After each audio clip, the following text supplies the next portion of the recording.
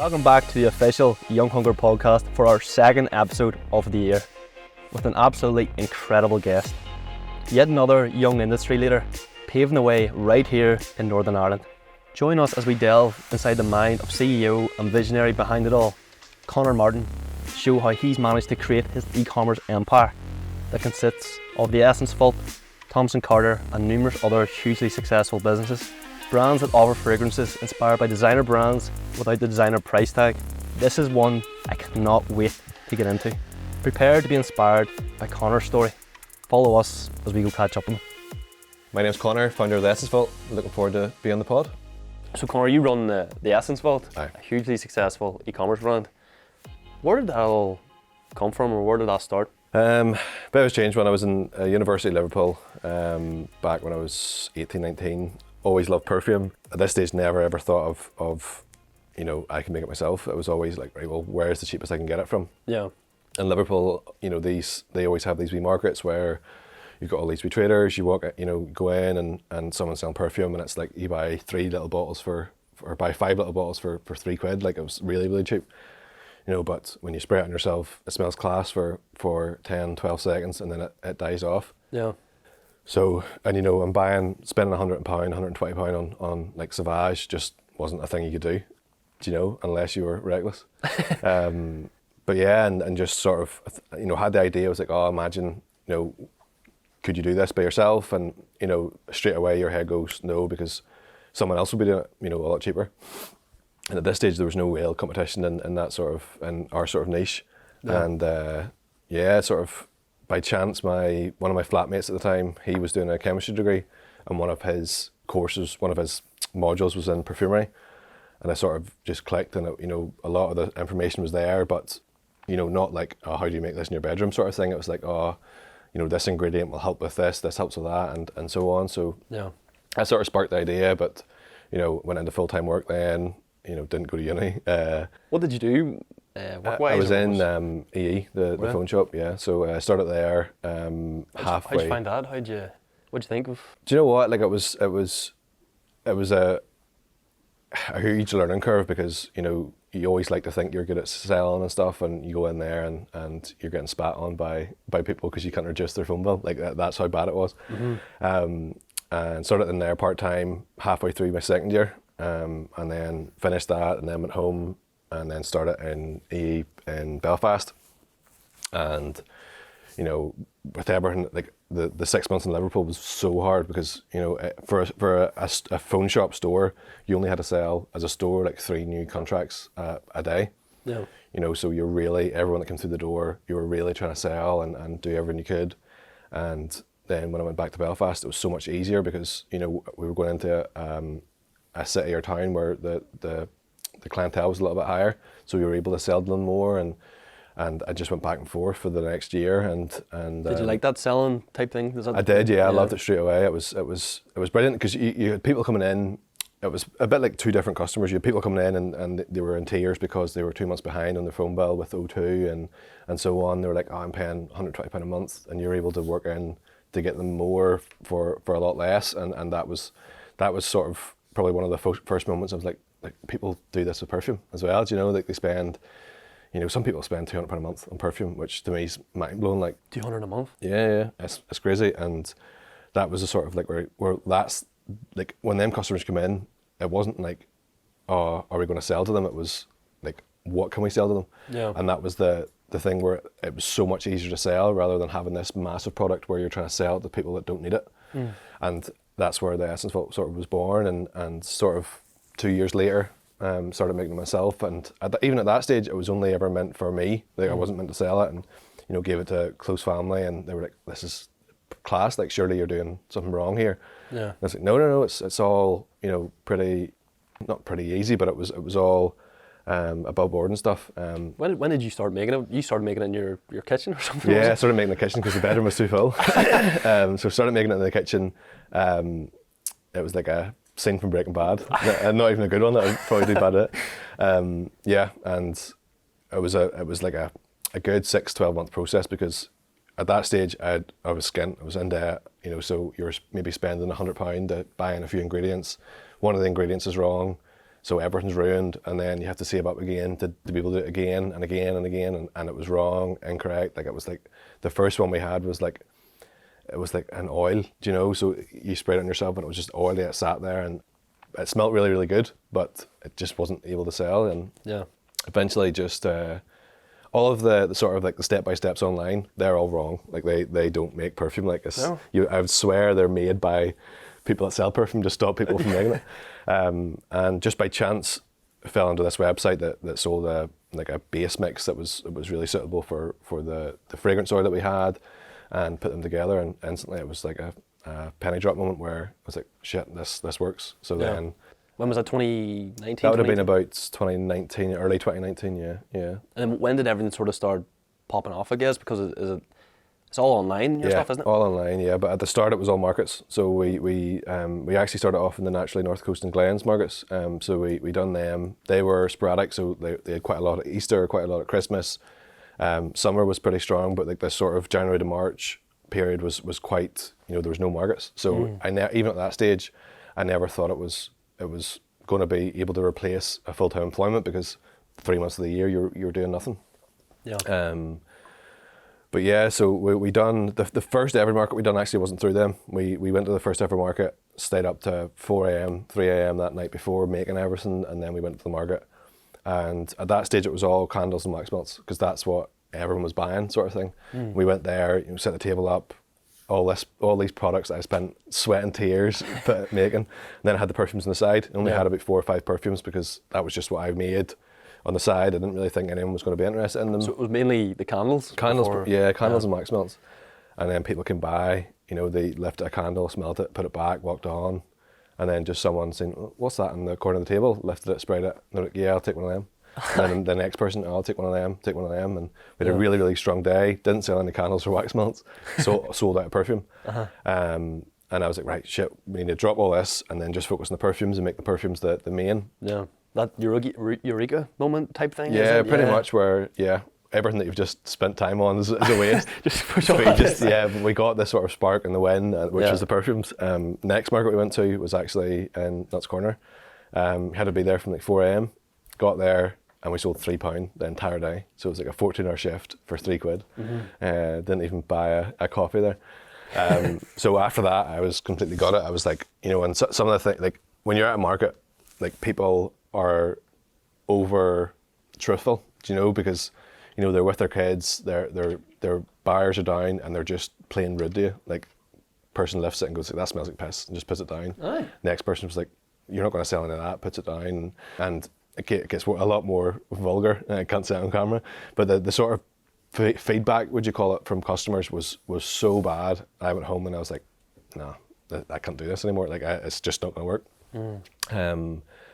But I'd had one of the naturally North Coast markets already booked and paid for, and that was a Christmas one in Ballymena. And I sort of said to myself, right, well, I've already booked into it. It was £150 for the 3 days. I was like, right, well, we'll go to that, and if it works, it works. If it doesn't, it doesn't. And within the first half an hour, I had a call my dad to bring more stock down. Like, we're selling out, we've sold out. And that went for the next 3 days. And it completely took off. And then straight away after that, I was like, right, how do we get more fragrances? How do we make the branding better? What was the size of the team at that point? Was it you? No, just me. Yeah, just me. Yeah. So you're making the products, essentially the marketing, the travel, and everything. Yeah, everything. I actually worked in a Derry Londonderry at the time. So I had the trains there were like 2 hours there, 2 hours back. The trains always were delayed, cancelled. So I had a lot of, not so much dead time, but it was time that I would have just been listening to music or something. So bought the laptop and I was building the website, building the labels, and getting sort of suppliers to make and print everything. So it was all done in that sort of travel time. And yeah, sort of from then on, went back and sort of redone the branding. At this stage, still in the spare room. And then this brings us sort of into later 2019. And yeah, sort of, I leave EE, go to a different marketing company. I'm there for 2 months. My mum was quite ill at the time, so I had this growing on the side, and I was like, look, I want to put my focus into it. Basically just for the freedom, I could do that for a day. the next day, I wasn't locked into Monday, Friday, working for someone else sort of thing. And yeah, sort of handed the notice in there and went back and got into my little room that's no bigger than this desk. Yeah. And then sales dropped 0. So whenever you left your 9 to 5 sort of safety net, as people call it nearly, you had no sales after that? No sales for a week. How'd that sort of... Oh, you drop, like, you drop everything, you start panicking about everything, you start going on Indeed looking for other jobs. And then you sort of like, there's like that brief moment where you look back and you think, look, this is only a week. Do you know, it's, you've got loads of them in a year, let's just focus on, what's went wrong. Of course, you're looking and going, well, I don't know what's going wrong. It's just there's no sales, do you know? And, you start tweaking a few things and eventually you get 1 sale back and you get 2 sales back and you think, right, well, when the website was at its busiest, like what was I doing then and I'm not doing now? And that was influencers. So I sort of, during that week, what I was doing was just spending on Facebook ads. Facebook ads are renowned for being hot and cold. Some weeks they can be fantastic, other weeks they can be rubbish, and it's not necessarily you. It's just is it coming up to a holiday where all the bigger brands, like massive brands, are spending thousands on ads, and that's bringing the traffic down and so on. And I went back to influencer marketing, and that sort of spiked again. Because over the last 9 months, maybe even a year, I would say 90% of the ads I see on Instagram are the Essence fault, or somewhat related, something similar to that. And I just thought to myself, these guys are absolutely crushing it. Like whatever you're doing, you're doing it right. We spend quite a lot on ads. So I think that's definitely a big thing, this sort of influencer marketing, because I see this all over like the UK and all now. So back then it wasn't really. It was an influencer, promoting a fidget spinner, and you go on the website and the fidget spinner, it takes 4 weeks to arrive, 5 weeks to arrive. So I never really thought that was a good model, but it was actually Mrs. Hinch. Mrs. Hinch was the sort of first one I looked at, and she was doing a lot of the cleaning products, and then she would have sent a screenshot of an email saying, you've sold us out of X, Y, and Z, would you want to do a partnership? And I was like, wait, well, she's real, she's a real life influencer. It's not someone off Love Island or anything like that. And Mrs. Hinch has this army of Hinchers, I think they call themselves, and it's all people that just want to be like Mrs. Hinch. Right. So it was one girl in particular, a girl called Charlotte. I can't find her to sort of thank her 3 years later, but basically reached out to her. She had 4,000 followers. She was, doing loads of stories. The posts were great, and I was like, this isn't anything to do with cleaning, but can I send you some perfume? And she was like, yeah, no problem, yeah, that's fine. So sent her 2 bottles of perfume. Didn't get anything back from it. And sort of thought, well, that's, it's maybe she hasn't received, or she's just blanking me because she doesn't like the product. And then it was like one Friday night, talking about 10:30 at night, phone sitting on the side, it just goes ding, ding, and look at it and be like, fuck, there's a sale on the website. And you go straight on the computer and being like, is it fraud, or what's happened? There's been nothing. Yeah, it was a sale. Someone from Birmingham has bought 3 bottles, and I'm going like, shit, that's a big order as well. Straight in, midnight, made the order, sat it out, back to bed. Da-ding, again, another order. And this happened until 6 a.m. that night. It was just order after order, and that came from, this was back when I was doing the markets. So we had the website there. I wasn't directing anyone to it. It was just for, if someone, came and sprayed and they're like, I don't have any money on me, I'd give them a leaflet and be like, look, buy later on, sure. So the website was not made for other people buying, really. And yeah, after that influencer the next day, all I done the next day was contact loads of people like her and grew that way. And that was the start, really? That was the start. And then quite quickly you find an easier way to do it, because that took all day and it was just me. So if I was doing that all day, I couldn't look at new fragrances or try and improve the branding. It was just fill these orders, contact influencers, fill the orders, contact influencers. That was the only 2 things I could do. So I found Facebook ads, and initially worked quite well. It replaced the orders from the influencers, So I stopped the influencers and just done the Facebook ads. And then quite quickly learned, right, that's not working. I have to do both at the same time. So I just, 12-hour days turned into 18-hour days. And is that the time you were putting away at this point? Yeah. And it was still just me. You? When did sort of, I guess, your team sort of evolve and expand? Yeah, so orders were growing. I moved from my spare bedroom to my dad's spare bedroom. It was double the size, and I was there for a week. Had to find an office space, so found an office, lasted there for 2 weeks, rang the landlord and be like, look, have you got any more space? He had the office next door free, took it on, and then 2 weeks after that, I was like, look, I need somewhere bigger. Took on, he had another like sort of building out the back, and that was a shithole, so we had to, do it up and all that. Moved in there, and that done us for about 3 months. This period is coming up to COVID, so it would have been sort of January, February 2020. And it was still just me. I had, maybe a part-time staff. Family were helping me all the way through it when they could. But then of course the big C happens, COVID, and everything. You just panic. You start panicking. Everyone was panicking, no matter what job they were in. Yeah. But of course, I wasn't doing it long enough to be able to qualify for like furlough or anything like that. So I was stuck in the middle nearly. Yeah. Yeah. And then COVID hits, 21st of March. 2020, we obviously closed the website and shut for I think 4 days, and then we got a knock on the door. It was an Amazon parcel. Handed me the parcel, and it was some stupid like sell tape or something. And I looked at the parcel and be like, why is Amazon still open? And sell tape's not a necessity. It's not a needed good. So then I went back on and I rang. They had support lines and stuff. I rang one of them and I'm like, look, can online businesses open? Like, why, Amazon is open? And they basically said, like, you can't really open unless you're I can't remember the term they used for it, but it was like essential. Essential, yeah. Unless you're essential. And I'm like, right, well, perfume's got alcohol in it and you can use alcohol to clean your hands. I was like, so fuck it, I'm opening. And opened up and sales. That we sent an email. We sent an email about 8 o'clock at night being like, yeah, we're reopening, place your orders now, small discount code or whatever. And we had more orders there in an hour than we did the last 2 months. And I couldn't do that to myself. Yeah. So lucky enough, friends and family were all obviously furloughed or out of work. So they helped me there. And then I started taking on employees. I think we took on, 20, 25 in the first month. And it's just sort of took off from there. How many, now, roughly, would you have? We're just under 300.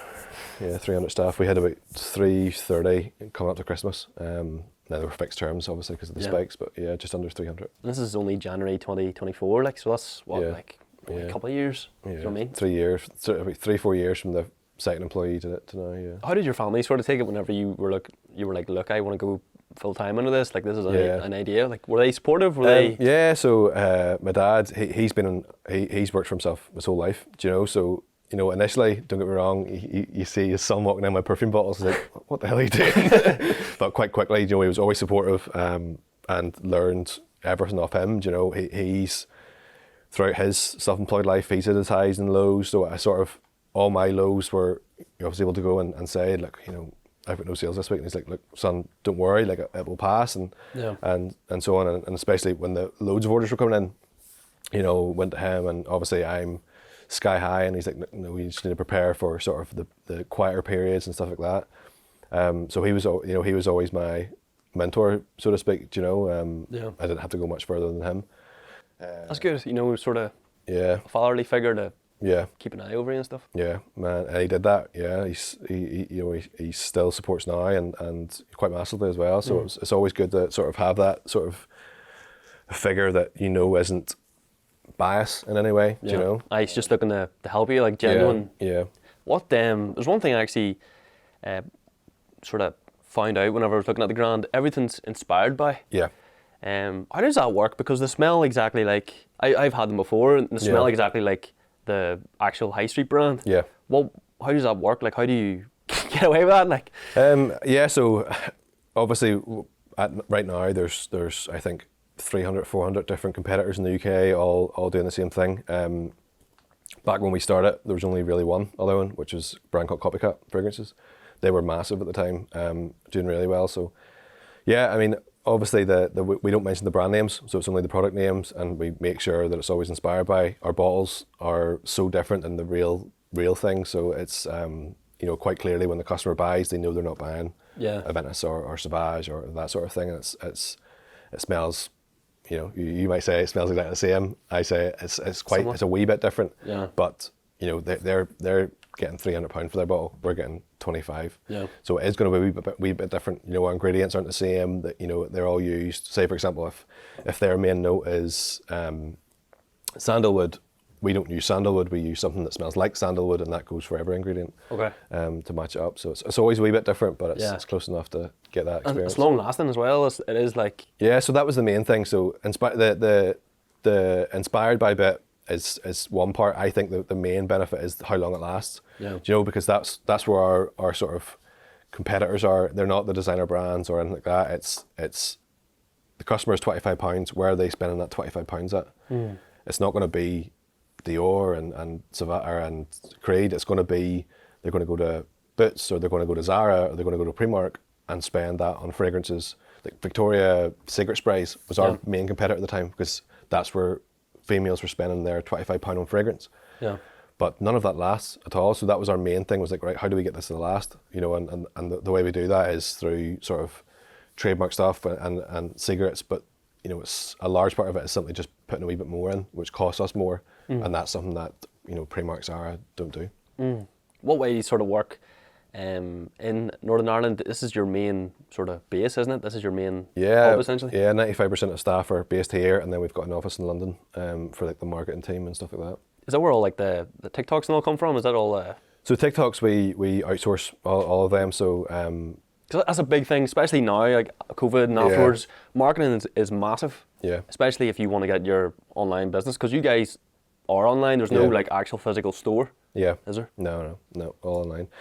So you have to outsource that sort of thing, because, pardon me, for one, in England, the people have to have an accent that's relevant to that population to make them know that it's local. It's not from China. It's not, you know, from the USA, and it's going to take ages to get there. So simply having that sort of relevant accent on an ad is class for us. Do you know, this was maybe 2 years ago now, all of our ads were being made in the States with US accents. Yeah. And they performed well in the UK, but they didn't perform as good as an English accent. And that was because, you know, customers thought back in their head, right, well, you know, this is from the States, it's going to take ages to get here, or it's a scam, or blah, blah, blah. As soon as we switched to UK speaking actors, like, sales just went through the roof, because, you know, so many more people, the ads were performing better, and so on, and we were able to push on. Supposedly you know yourself, if you hear like a Northern Irish accent, you nearly trust them a wee bit without even thinking. Yeah, and it's that key part, you don't even think. Yeah. Like, I was like, it was actually our CMO now, he was like, look, we need to get some English speaking actors, and I'm like, no, like, she's class, like, we have to stay there, that's how we built this. Yeah. And they said, no, like, we're going to try this anyway. And I'm like, fuck, right, okay. Yeah. So we tries it, and it's 10 times better, and obviously I'm quiet because it's in his ear. Yeah. But yeah, and it's like, thinking back, you're like, obviously it's going to be so much better, because it's local, it's more local than a States accent. Yeah. And yeah, it was classic. Yeah. What about like, we're in your office here at the moment.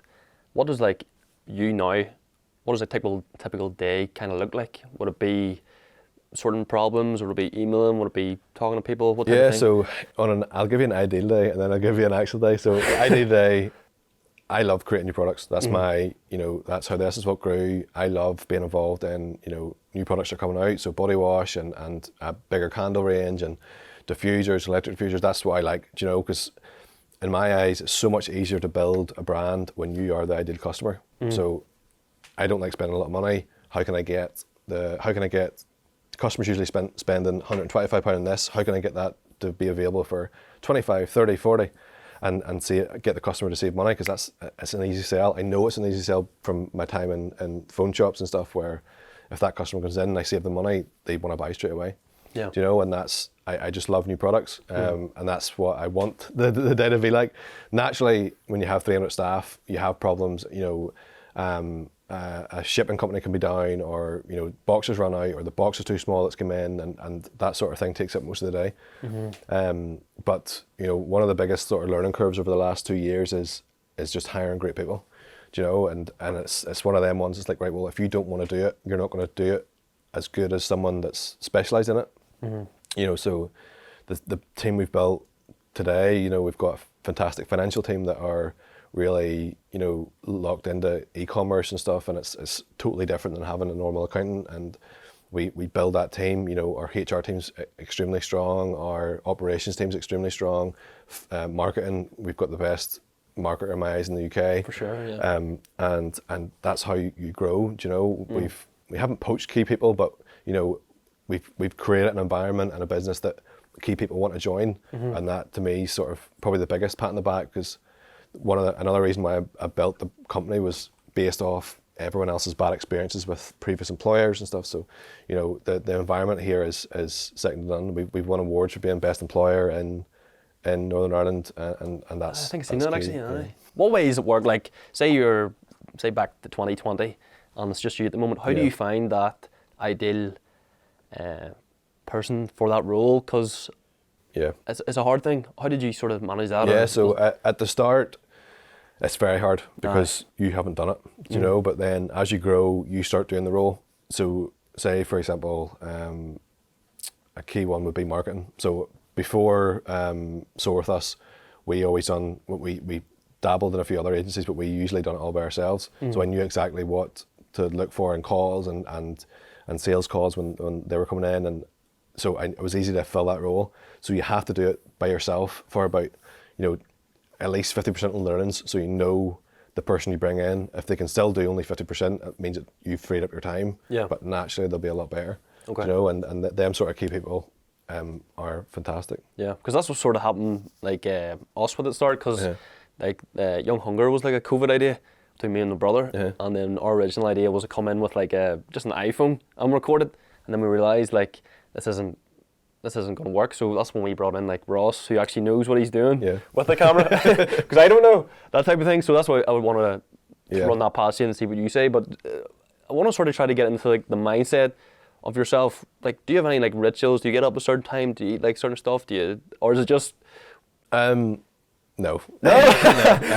Try to. Yeah. But I think like that's sort of a big problem with this sort of space. You know, it's filled with people who've been like, oh yeah, you need to go up at 4 o'clock and you need to do this before anyone's awake. Like, it's all shite. Like, if you can't put your phone face down and work on a bit of work, your biggest problem isn't creating another 3 hours in the morning. Yeah. Do you know, it's, you know, just that's to me, that's clearly people that aren't enjoying what they're doing. Do you know? And it comes easy. Do you know? I'm never sick, or I'm never, you know, never take days off, because, you know, the business is here. I enjoy doing it. You know, I enjoy the people, and to me, that's, I'm not in the best shape either. Like, but it's not needed. Do you know? It's I think for sort of younger business owners or people that want to start up, you know, just focus on the work. You know, you don't need to be running marathons or you know, going into ice baths every morning to be able to do, you know, I'm sure all that helps, but it's not the number one. If your main goal is to set up a successful company, set that up. You know, learn from people that are doing it, and you know what they're doing in the business and stuff like that. It's, you know, the rituals are just it's just doing the work, isn't it? Just getting actual. It's almost like you see it more from like people that sell courses and being like, oh yeah, look at me, you know, I'm driving this car, look, I've got massive 6-pack and all this, and then they use all that to sell their shitty course, because, you know, that's really what they sell. Do you know, it's the lifestyle associated rather than the actual business. Yeah. And the lifestyle will get you in bother. What about like, you're saying about like your dad is like a role model, like do you have any other mentors? Did you ever have any other people other than? Not really, no. Not really. Close family and stuff. But I mean, in my eyes, I had everything that you needed. I've needed, you know. And obviously, when you're talking to people, when you haven't got the business, they're like, no, you need someone else. But now, you know, we've got this to where it is now, so you can turn around and say, well, no, actually, you don't need that. Yeah. Do you know? And that's, you know, and in the same breath, I'm always quick to, if I don't know something, I'll just ask. I'll pick someone that I know is going to answer it properly, and I'll ask them. Yeah. You know, Twitter for me is the biggest X now. It's a bit odd. X for me now is like, all my tweets is asking questions, stupid questions that people, you know, in my sort of space should know. Do you know? And even now, like even now, as quick as last week, you know, asking about, you know, what's the best pricing to price for a photographer that you're looking for, and them sort of things, and and you know, that's the biggest, you know, help for me. It's not so much needing to find one person and that's your mentor. It's, you have to go through specialised people, so and get the answers that way. Do you know? When you wake up in the morning, like 3 years on the success, what's the percentage you guys have grown in the last 3 years, 660%. Do you ever just pinch yourself and be like, is this real? No, I mean, I'm a... Because that's unheard of, like, even like a brand from here especially, like, you guys are... Yeah, I mean, I do have certain moments where, I'm like, this is unreal, but at the same time, it can all be gone tomorrow. Yeah. Everything can, something can happen, or a family member could pass away, or I could pass away. Loads of things can happen to just take that all away. And I think that sort of, it doesn't cost anything to be nice, and I think like people that are successful, they create this bubble around themselves, and they don't want to be, they don't want to be bothered and stuff. And I'm not really bothered about it. I drive nice cars, I love that. That's my thing.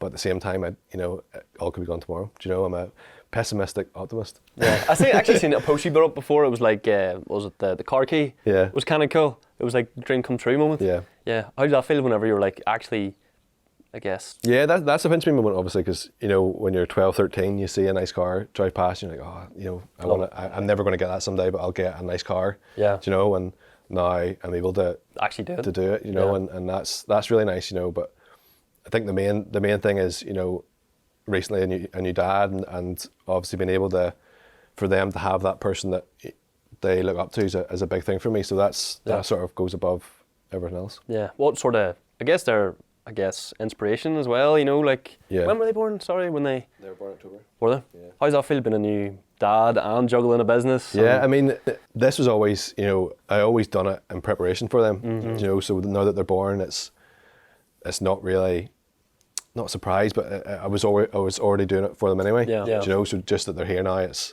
obviously fantastic. Yeah. I was always thinking about it. Are they going to be United supporters? Well, unfortunately. I wish they were, but I think so. Still time to change. No, I think, because I've seen your Instagram post and all, I think it's quite inspiring myself whenever, you've got the kids in here. Yeah. It's kind of cool, like, on the whiteboard and all. It's kind of funny. But what sort of brought you to entrepreneurship, I guess? What sort of... I mean, I think it came back from school. Like, I wasn't very good with teachers. I hated being told what to do. Not so much hated being told what to do. I hated being told what to do when I knew it wasn't the best avenue. And that went through work life, like through my jobs. I was like, we shouldn't be doing this, but I've been told to do it anyway, so I'm just going to do it. Yeah. And that was always an aggravation. At the same time, Dad obviously had a couple of businesses and stuff, and I just, that was sort of what I always wanted, and I just think it was always destined not to work for someone else. I think work for someone else is such a cliche. When you're in a business, you always work for other people. You're working to make sure your sales come in. It's not like you can go on a month-long holiday and fuck off to Barbados just because you want to. You've got your responsibilities and that sort of thing, but it's still, it's nicer. Would you have been like, would you have turned up the class? Would you have done all that type of stuff? Probably not. Teachers watching this back are like, oh. No. Grades were never good. I think GCSEs, I got 2 A's, 4 B's, 4 C's. So it was fine. But the first year of GCSEs was like 2 B's and like 4 D's, 4 E's. That was awful. So I managed to pull the socks a wee bit there. A levels was the same. AS stage was really bad. And then A level, I got a distinction, a B and a C, and that just got me into uni. And that's all. Did you go to uni? Yeah, I went to uni in Liverpool. Yeah. So what did you do there? Criminal justice. Did you? Yeah. Did you do the course? Did you do the full thing? Done the first 2.5 years, and then full-time work hit the last 6 months of uni, and I sort of dubbed in. Yeah. What was your sort of dreams back then? Was it sort of to go down that line and try to... Not really. I think I just done it because it was... The grades to get in were okay. It wasn't going to be a massive university course, and like it's funny because a lot of other people will be like, no, university is a waste of time, but even though I didn't finish, I think I learned so much in them 2.5 years. I went to Liverpool, I was away from family, I was standing on my own 2 feet. I had to manage a budget, so to speak, of your day-to-day life. Didn't do it very well because I ended up in debt, but at the same time I made my mistakes in that period, so now I've learned from that sort of thing. And I would still, I would always say to people, go to uni, make sure, get away from Belfast, go to England somewhere and just, enjoy yourself for a couple of years. Yeah. That's all you need to do. It's like the early stages of them skills. Isn't it really? Yeah, and it's funny because like people say, oh, you don't learn what you need to learn in school and stuff, but simply being at school, the fixed hours of the day, you're talking to new people, you're talking to your friends, that's all important. So regardless of what the teacher's teaching you, they're still teaching you fundamentals to be able to go and build your life, do you know, and that happens in uni as well, like talking to different people, doing presentations and all that stupid stuff. It's still giving you a base to go on and grow, and even though that base might not be fixated to the one thing like that they need to know, they're giving you the fundamentals to go and learn that in the future. How did you find all that? Did you find like taking it in your stride, like the talking in front of people? I hated it. I would pick that badly that I would have picked my modules based on what didn't need presentations at the end. I know you're here on podcast. I hated presentations. I would have picked my modules at the start of the year based on what the results were, and if it was coursework and tests, I'd have picked them. If it was presentations, I wouldn't have picked it. No. Yeah. Do you not have to do that with like now, even like sort of? I do it now, but it's different maybe, isn't it? It's a bit different because I've like we're doing a podcast based on stuff that I've already done. Yeah. So I'm not having to prep for how I'm going to do in the future sort of thing, and and that I just didn't enjoy it. Didn't enjoy it. You run like a incredibly successful online business. What's sort of some of the biggest lessons that you've maybe faced that other people may be facing at the moment?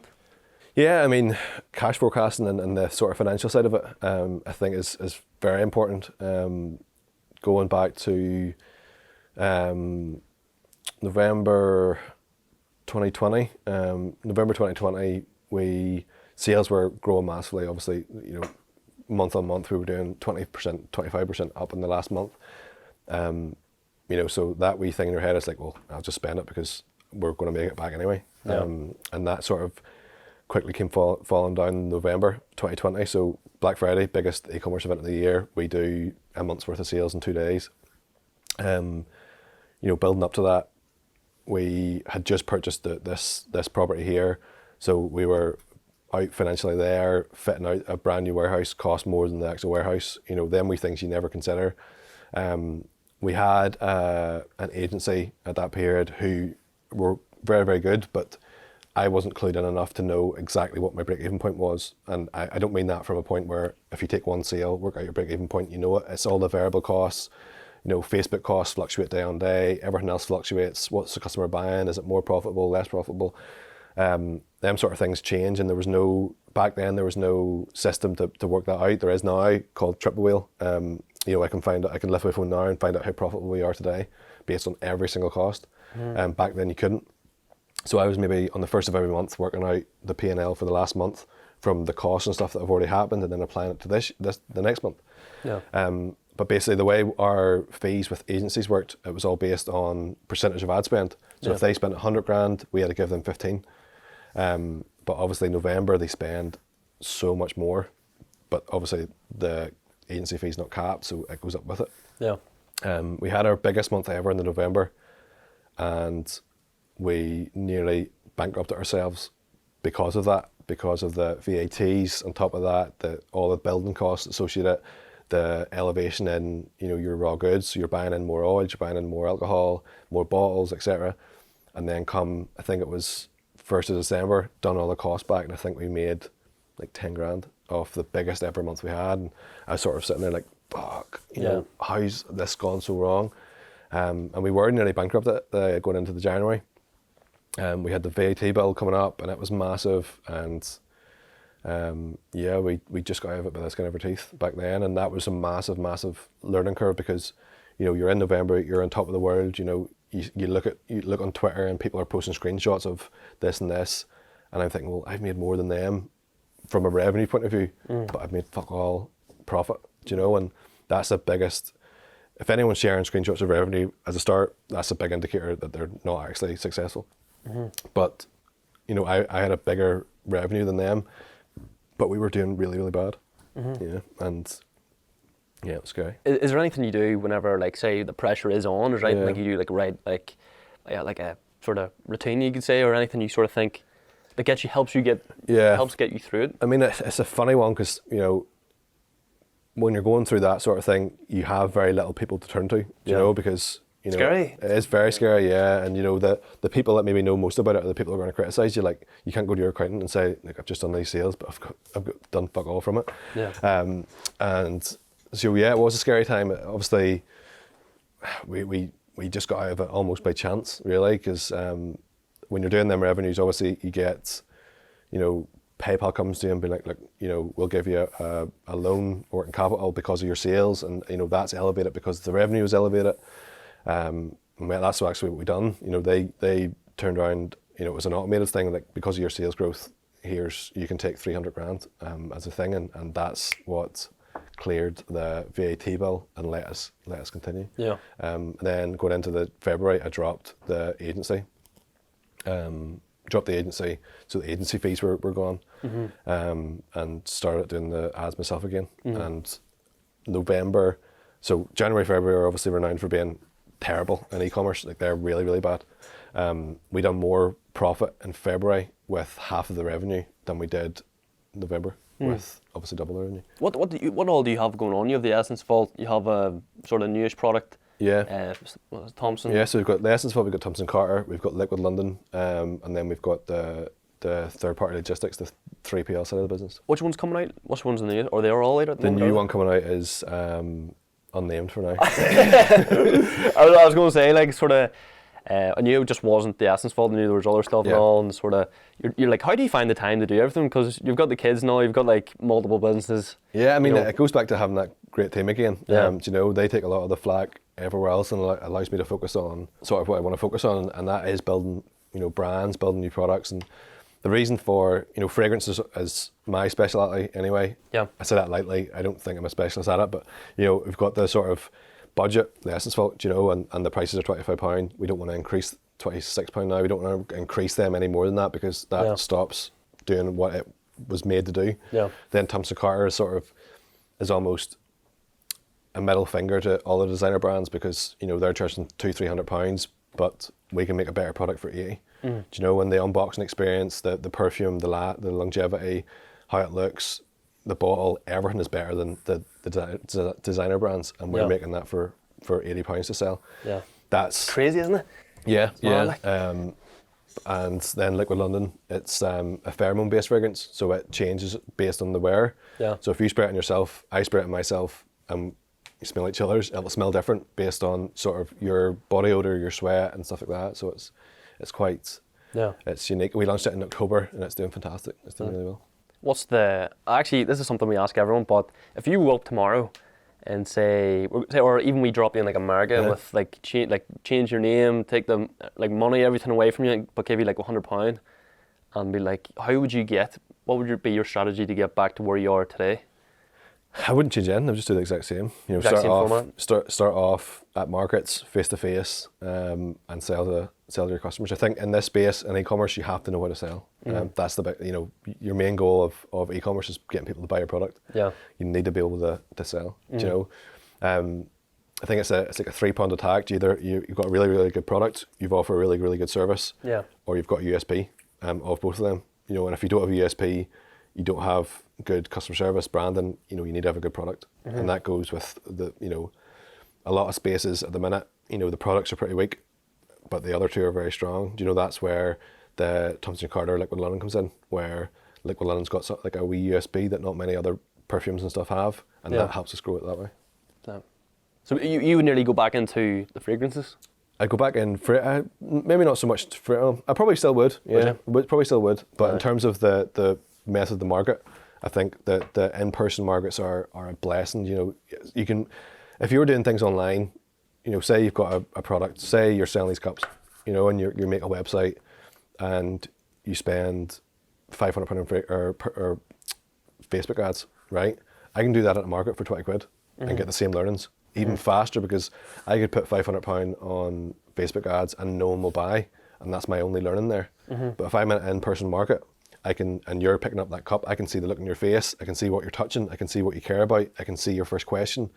Are you going to buy? You know, is it the price?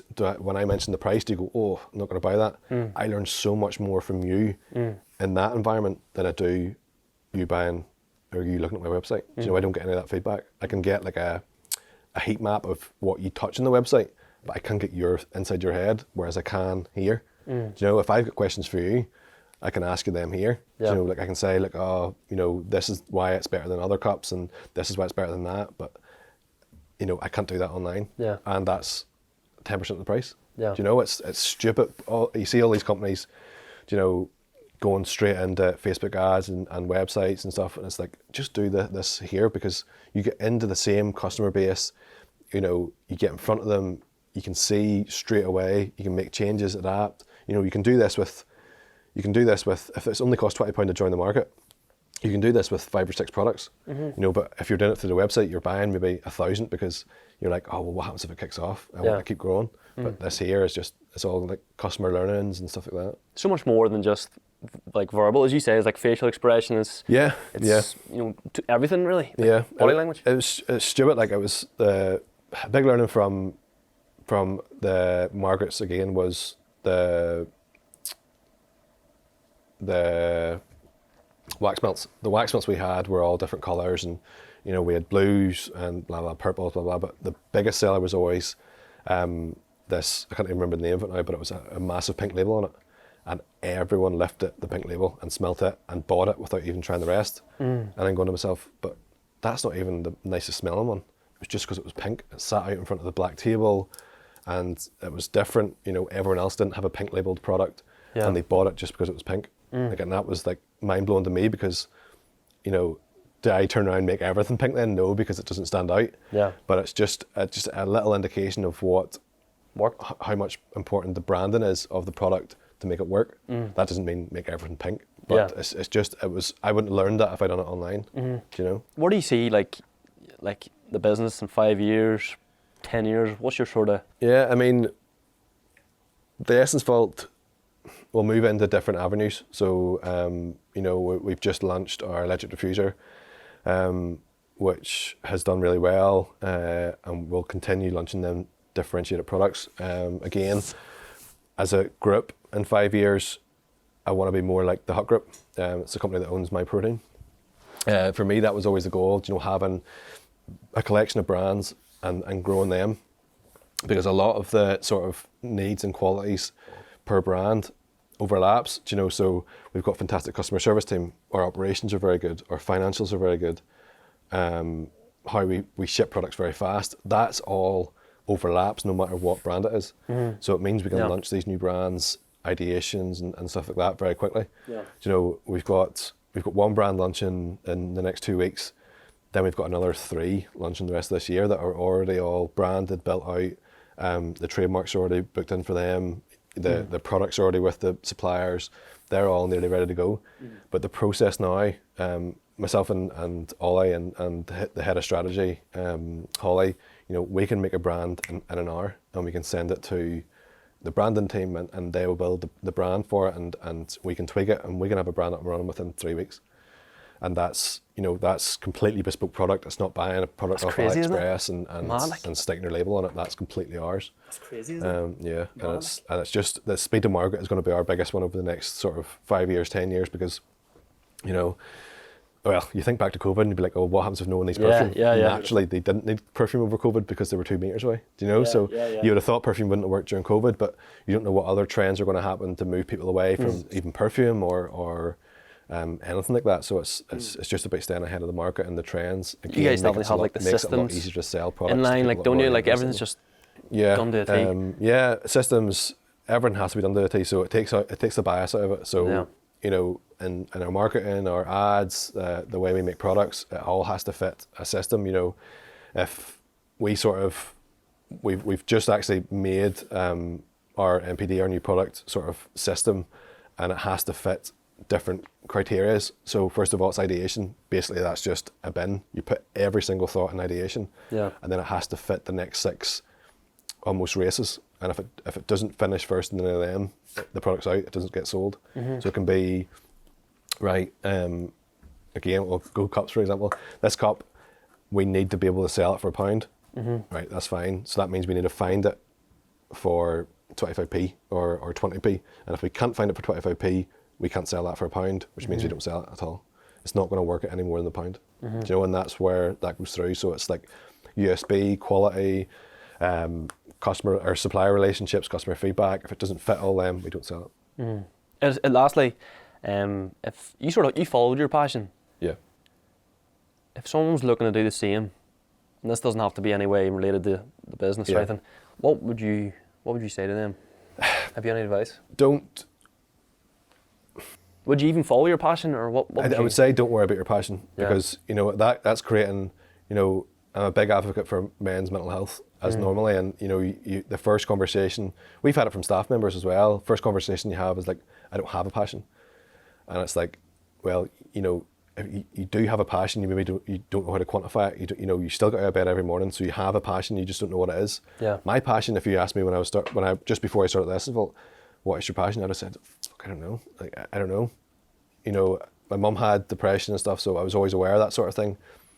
And perfume was, thinking back now, I was always interested in perfume, but I would never have quantified that as my passion. Yeah. Do you know? And I think that's something that a lot of men in particular get depressed about, because they don't have like a key passion. It doesn't have to be, they enjoy watching football every weekend. Is football your passion? So go and do football. But what happens if football doesn't work for you and that's your only passion? Now you enter this sort of spiral stage of that was your only, Hope, really? aspiration or goal, and that doesn't work. Then you don't enjoy your passion anymore because it reminds you of failing your business, that sort of thing. I would just, pick, five things every day and just work on them, whether it's reading a book or, and that doesn't mean reading someone's biography. Read a book about anything. It doesn't have to be, it can be a fictional story, or just enjoy your day to day and just learn in the spaces you want to learn in, whether that's e-commerce. If you love the fact that, you get to travel a little bit and stuff like that, don't, obsess about that, but then learn e-com, do an e-com course, or there's loads that sort of help. There's one from a company called Founder.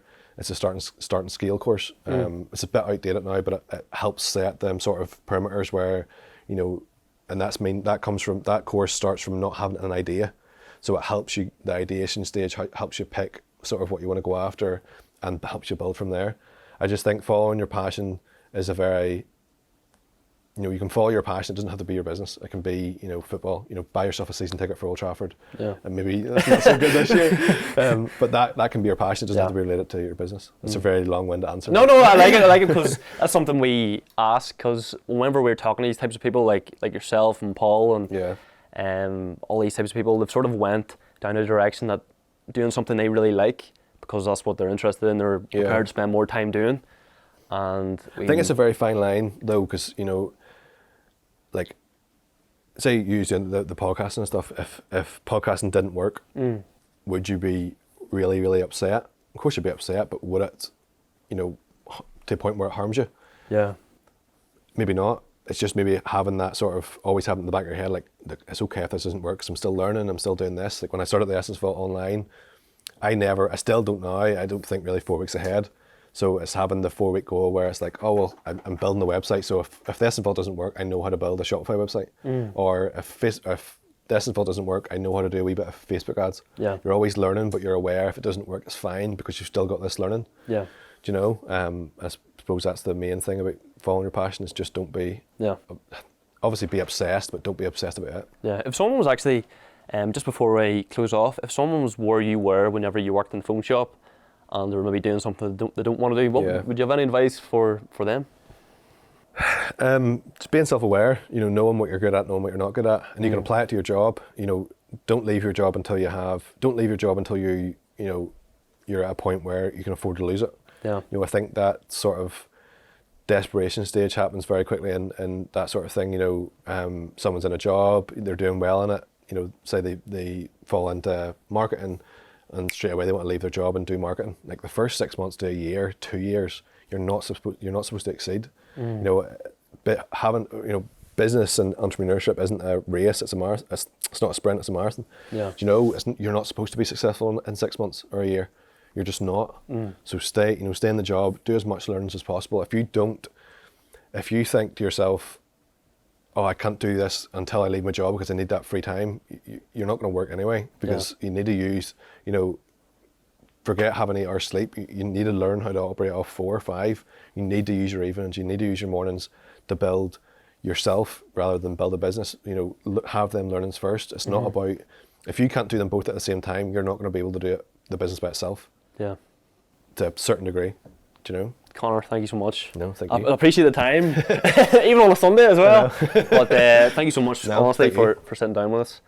And anything else you wanna say when you're on? Any shout outs? No, all good, all good. Where can people find you on the socials? Is Instagram is Connor Martin 2817. I suppose that's it. Yeah. Any other like business tags or anything like that? Or just sfault.co.uk. Thank you so much again, man. No, thank you. Appreciate it.